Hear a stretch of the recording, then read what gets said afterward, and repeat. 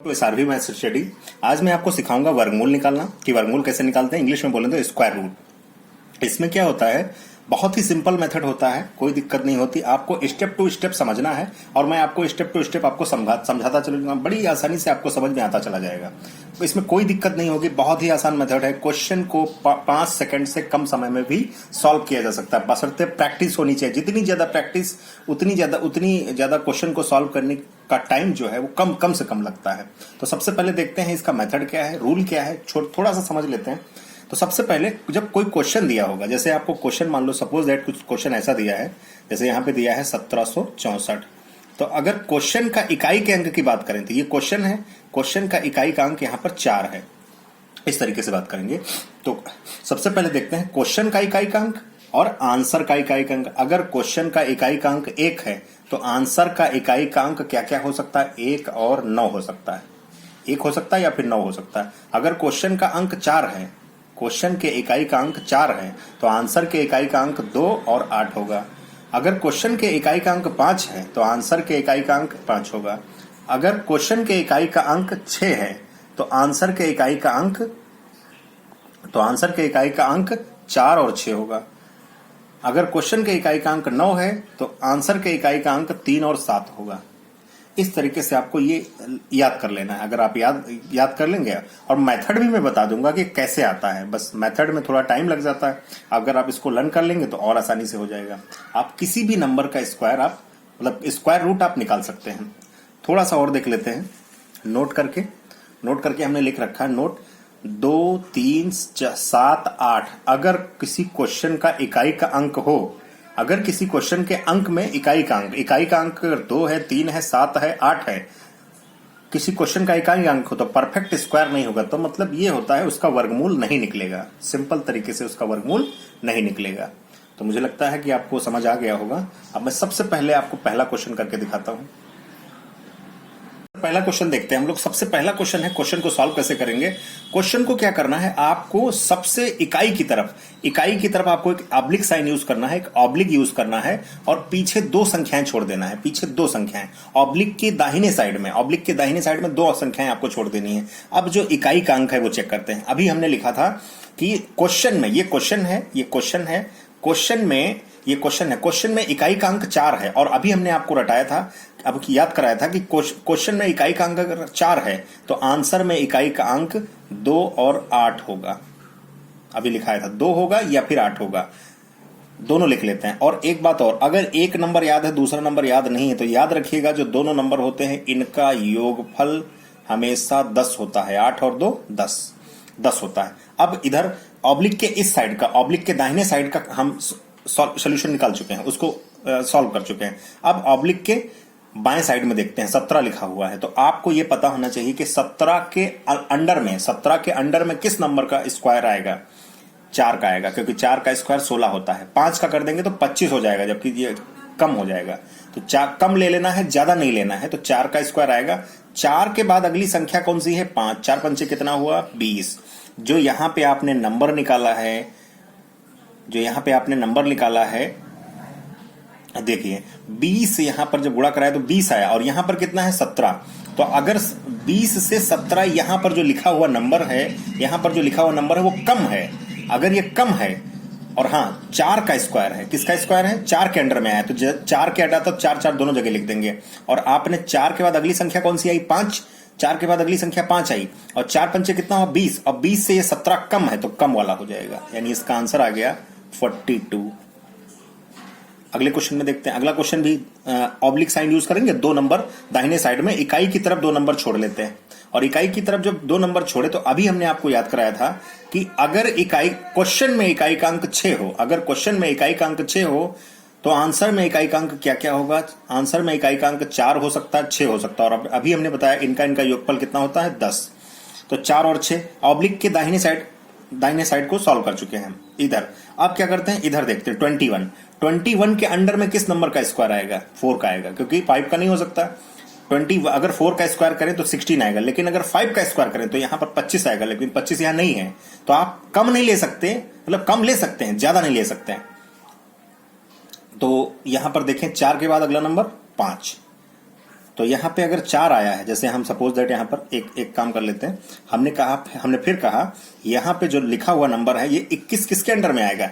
4 के स्क्वायर के अंडर में आएगा, 5 के नहीं आएगा। 5 जो है वो ज्यादा हो जाएगा, 25 हो जाएगा, और यहाँ 21 है तो कम ले सकते हैं, ज्यादा नहीं ले सकते। तो 4 आ गया तो 4 दोनों जगह पर लिख लेना है। 4 के बाद अगली संख्या कौन सी?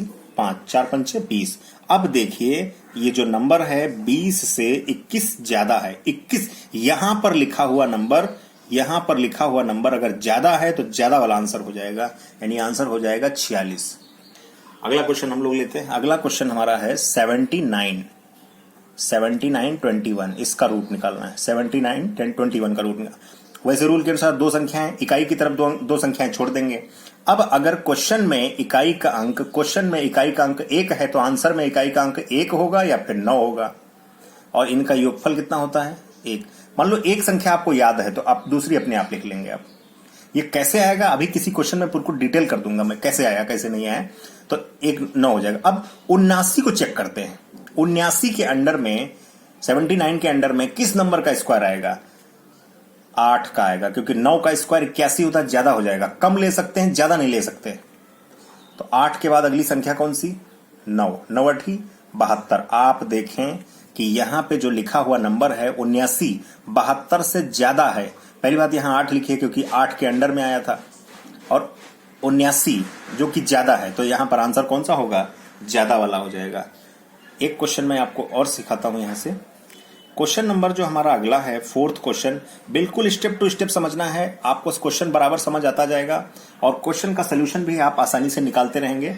बहुत ही सिंपल मेथड है। अगर आपको एक बार आपको समझ आ गया तो 5 सेकंड से भी कम के आंसर में बिना पेन पेपर के आप इसका आंसर बता सकते हैं। तो अगला क्वेश्चन हम लोग लेते हैं 50 41। इकाई की तरफ 2 नंबर छोड़ेंगे। अगर एक क्वेश्चन में इकाई का अंक 1 है तो आंसर में इकाई का अंक या तो 1 होगा और या फिर 9 होगा। दोनों का योग होता है 10।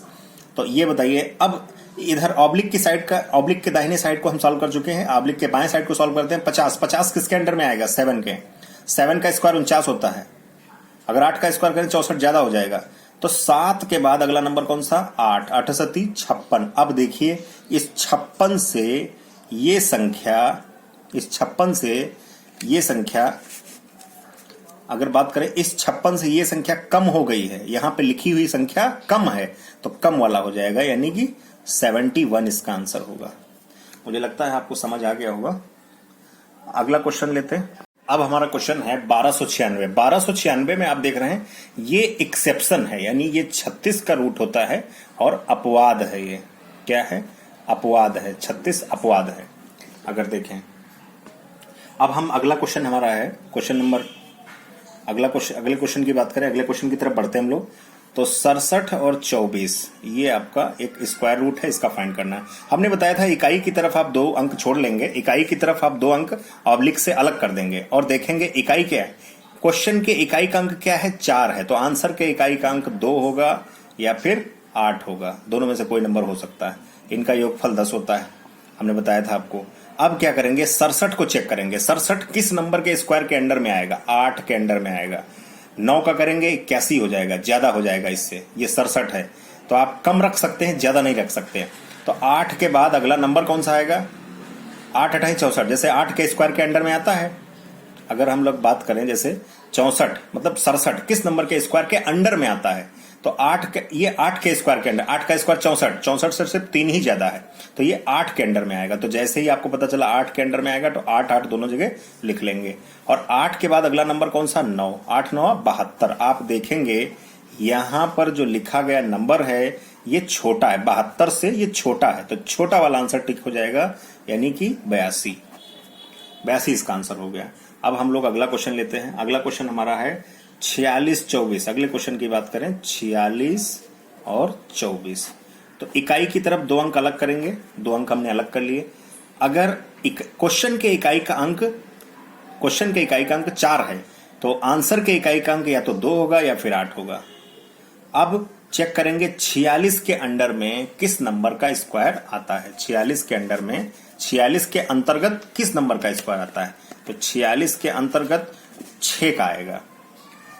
6 का, क्योंकि 7 का स्क्वायर करेंगे तो 49 हो जाएगा और यहाँ 49 नहीं है, 6 का आएगा 6, तो यहाँ पर 6 लिख देंगे। 6 के बाद अगली संख्या कौन सी, 7 6 42, और जबकि 42 से ये 46 ज्यादा है, अगर 46 ज्यादा है तो 68 वाला आंसर वो ज्यादा वाला हो जाएगा। 62 और 68 में 68 वाला ज्यादा है, तो इसका 68 आंसर हो जाएगा, यानी 68 इसका आंसर हो जाएगा।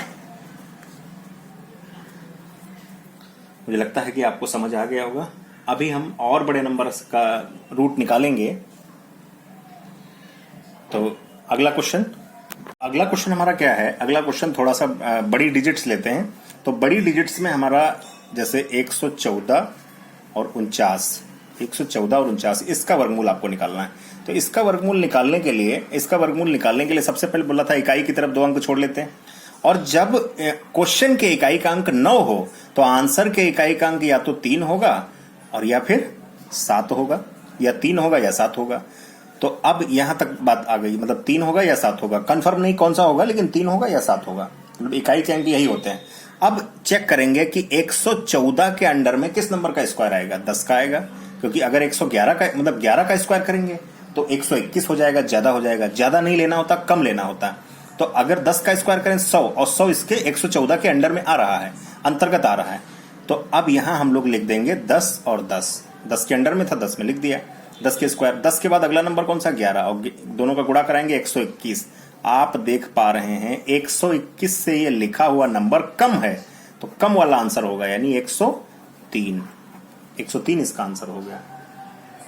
तो आप बड़े नंबर के भी स्क्वायर निकाले जा सकते हैं, छोटे नंबर के भी स्क्वायर निकाले जा सकते हैं। एक सवाल मैं आपको और कराता हूं, इसके बाद अगला सवाल कराता हूं। धीरे धीरे क्रम वाइज आपको समझना है, और क्रम वाइज मुझे लगता है अगर आपको एक बार समझ में आ गया तो आप आसानी से क्वेश्चन को सॉल्व कर सकते हैं।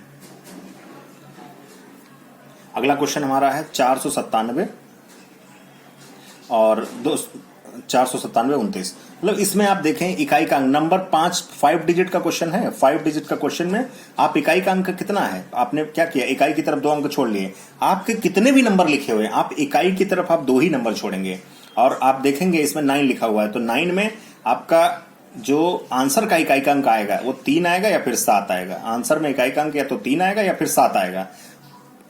अब 497 किस नंबर का स्क्वायर के अंडर में आएगा, तो 497 22 के स्क्वायर के अंडर में आएगा। 22 का स्क्वायर 484 होता है, तो यहां लिख देंगे 22।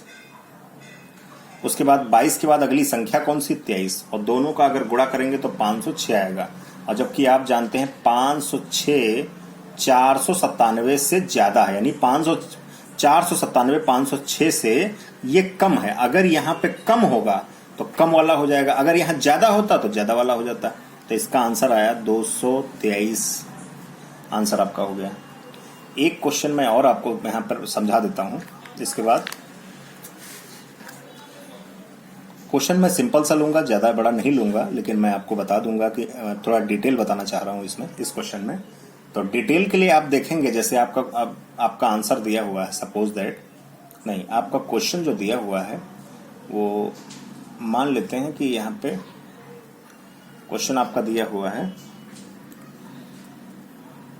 9216, जैसे 9216 दिया हुआ है, सपोज दैट आपने 2 नंबर पीछे छोड़ा। लेकिन कई बार आप जैसे आपको याद नहीं है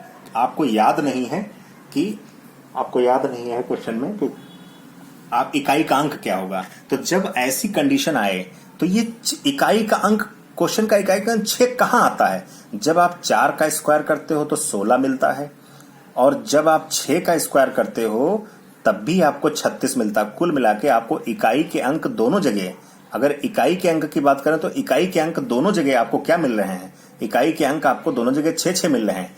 इसलिए हम यही नंबर उठाते हैं 4 और 6, इसलिए हम 4 और 6 दोनों नंबर 4 और 6 ही लिखते हैं। तो यहां पर इसलिए आपको याद होना चाहिए। लेकिन अगर आपको पता चल गया कि 4 का स्क्वायर करेंगे तो इकाई का अंक 6 आएगा, यानी 16 आएगा, तो इकाई का अंक 6 ही होगा, तो आप 4 यहां लिख लें, और अगर दोनों संख्याओं का योग 10 होता तो यहां आराम से 6 लिख लें। अब 92 किसके अंडर में आएगा, 92 8 के स्क्वायर के अंडर में आता है। 92 8 के स्क्वायर नहीं, 9 के स्क्वायर, 92 जो है 9 के स्क्वायर के अंडर में आएगा। तो 9 यहां दोनों जगह 9 लिख देंगे। और 9 के बाद अगली संख्या कौन सी? 10, और 10 9 90। आप देखेंगे ये जो 92 है ये 90 से ज्यादा है, यहां पर लिखा गया नंबर इससे ज्यादा है। अगर ज्यादा है तो ज्यादा वाला हो गया, आंसर हो गया 96। तो मुझे लगता है आपको डिटेल भी समझ में आ गई होगी। आज के लिए वीडियो में इतना ही। Thank you so much. Please subscribe my channel and like and share. Question हम लोग लेते हैं। हमने बताया था अगर आपको क्वेश्चन के इकाई का अंक और आंसर के इकाई का अंक कई बार आप भूल जाते हैं, नहीं याद होता, तब भी जल्दी में कैसे कर सकते हैं? ऐसा नंबर खोजेंगे जिसका स्क्वायर करें और इकाई का अंक 4 आए। तो इकाई का अंक 4 आए और स्क्वायर करें तो आप जानते हो 2 का स्क्वायर करोगे तो 4 आएगा, यानी इकाई का अंक आपको 4 मिल जाएगा। और अगर आप 8 का स्क्वायर करोगे तो 64 होता, तब भी आपको इकाई का अंक 4 मिल जाएगा। तो यहां से 2 नंबर हम इसीलिए हमने आपको आंसर का इकाई का अंक याद करवाया था और क्वेश्चन के इकाई का अंक याद करवाया था। तो 2 और 8 आ गया, और आपको पता दोनों 8 का इनका सम अगर पूछें योगफल 10 होगा। तो अब 84 के अंतर्गत किसका स्क्वायर आएगा? 9 का आएगा। 84 के अंतर्गत 9 का आएगा, तो 9 9 दोनों जगह लिख लेते। 9 के बाद अगला नंबर कौन सा? 10। 9 दहान 90। यहाँ पे कितना होगा? 90। और आप देख पा रहे हैं ये 90 से ये कम है, यहां वाला कम है, तो कम वाला आंसर होगा। ज्यादा होता तो ज्यादा वाला आंसर होता, यानी 92 इसका आंसर हो गया। अगला क्वेश्चन 1521। अब देखते हैं, यानी 1 का स्क्वायर करते हैं तो 1 आता है, और अगर 9 का स्क्वायर करें तो भी 81, यानी इकाई का अंक आपको 1 ही मिलेगा। अगर इकाई का अंक 1 ही मिलेगा तो इसका मतलब है 1 लिख सकते हैं, 9 लिख सकते हैं। अब इधर दाहिने साइड का काम खत्म। अब 15 के अंडर में किस नंबर का स्क्वायर आएगा? 4 होता 16 का, 16 है नहीं, कम है, तो आपको 3 लेना पड़ेगा। 3 का स्क्वायर 9।